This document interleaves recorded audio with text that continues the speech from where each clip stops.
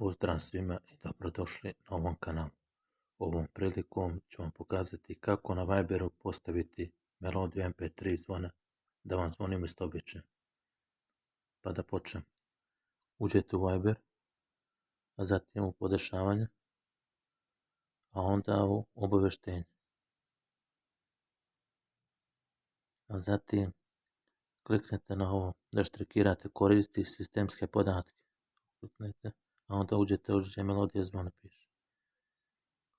Prije samog početka treba da preuzmete melodiju MP3 preko nekog programa i da ga sačuvate na neki od fajlova, kao recimo ja u ovom slučaju meni je sačuvana sva muzika MP3 na ovaj folder muzika, znači tu će vam se onda kada otvorite prikazati sva muzika MP3 koju preuzmete na neki od foldera ili preko nekog već programa kao što sam rekao. I zatim možda će vam se pojaviti sva muzika i onda koju ste preuzeli, a zatim odaberete pjesmu koju želite da postavite da vam zvoni kada vas neko zove. Evo, u ovom slučaju ja ću postaviti ovo od Alena Sakića, Zore pijane.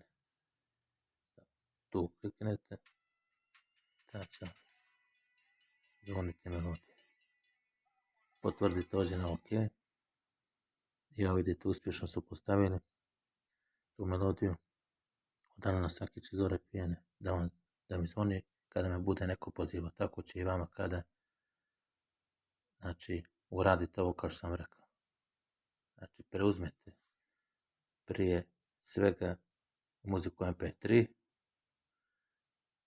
i sačuvate na neki od foldera i zatim moći ćete onda kada otvorite prikazat će vam se sve melodije MP3 koje ste preuzeli, to je pjesme, i moći ćete da postavite kao ovo što sam ja u ovom slučaju postavio.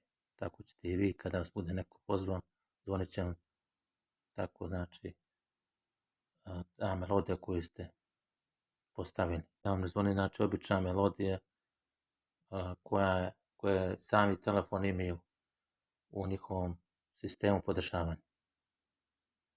To je bilo sve u ovom klipu. Zapratite me na ovom kanalu radi još videa koji će biti uskoro objavljeni. Pozdrav, do gledanja.